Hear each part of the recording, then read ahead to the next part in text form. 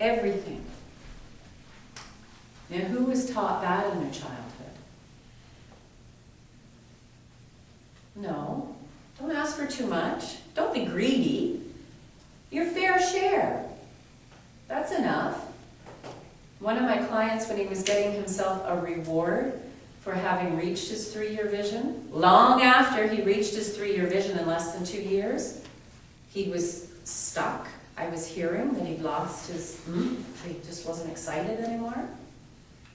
So we looked at what the reward was. No, he hadn't given it to himself. He realized it was because the 3 years hadn't passed.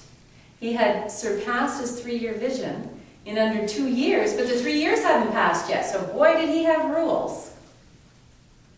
So I helped him go back to his childhood. You know, when your parents, did your parents ever say, if you get good marks or if you pass or something, you get a bicycle, something like that? And he said, yeah, they did. And then they didn't give you the bicycle? Oh, yeah, sure they did. Oh, but they made you wait till next year or something? No. So he wasn't even taught that, to withhold the prize. But he had just created this rule for whatever reason. Then he talks to his wife about it and says, I never told you before, but the reward that I put in my 3-year vision for reaching it was this. And his wife just put the brakes on yet again, as she frequently did. And that's why I ask for wives to be here, so that you can understand what I'm talking about, because she didn't come. Because she's an employee, she has a job. So she had all these rules and regulations about why she couldn't come. So she didn't understand what he was going through as he was up leveling. So he talked to her about this reward, and she said, are you crazy? You have everything anyone could want for. So he was guilty for wanting more than he had. But he's not guilty. Because what I have totally understood for many years, except the money component, was that everything we want, the universe wants for us. We came here subject to all the universal principles out there. And one is the universal law of expansion. Now that doesn't mean that we need to, continue growing until we're 10 feet tall and 10 feet wide. But we can continue to expand in our mind and in everything around us. Want. Everything we want wants to come to us even more than we want to receive it. So this guy struggled still because of his wife's comments. He would be selfish and guilty for wanting this toy. And that's why, if anybody has been watching my newsletters lately, there was one called, What's Your Harley? The subject line. What's your Harley? So now I'm very clear on this because I've had an example of one of the people in the first go-around of the Trade Contractors Business College. You'll come up against this too. You'll tell yourself you're worthy of this reward, and then the time will come that you've surpassed your 3-year vision, and it might be at the 2-year mark, or the 1.5-year mark, or the 2.5-year mark, or the 3-year mark, and you won't give yourself the reward. So now people do.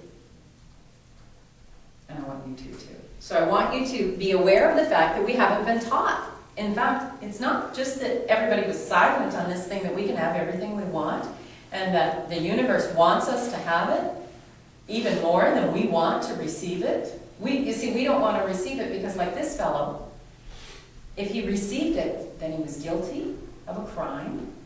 He was selfish. He was egotistical. He was all those bad things, right? So he couldn't want it. Especially once his business coach allowed him to want it, then he really had to stop. He couldn't want it. Well, he hasn't. It only took him then another couple of months or 3 months or something like that. And he wrote to me and he said, stopped into the dealership, gave them my deposit. It'll be here in the spring. And his wife drives it, and she feels so good in it. What is it? A car, What kind of a car? just a car. But a really special car. Yeah. And for some people, you know, back in the day when I was smaller as an entrepreneur, it used to be a cruise. It used to be a cruise back in the day. And then I grew as an entrepreneur. I grew with experiences myself. I worked with a mentor to really, I mean, I kind of went through my PhD on this because the component I was missing was that this even means money. This even means money, but money is the root of all evil. We've been taught that. Money, we all know that the sins of rich people and their money and how evil they are. One young fellow just became a client of mine. He's been following me closely since we met last October. About 6 weeks or so ago, he called and he said, you know, now I get it, because he listened to one of my teleclasses that I did over the winter, and he said, you keep talking about having more money. That's what I can't embrace. That's what I can't step into. I can't agree that it's okay to have, you know, more money, to have all the things I want. If the things, he said, if the things I want were to show up, okay, maybe I could accept them, but not if I have to first deal with the money to get the things. And he realized, he heard it when we were talking then about what this was all about. There's a fellow in their neighborhood who's just so arrogant and boastful, such a braggart. And I said, well, that fellow is a fake.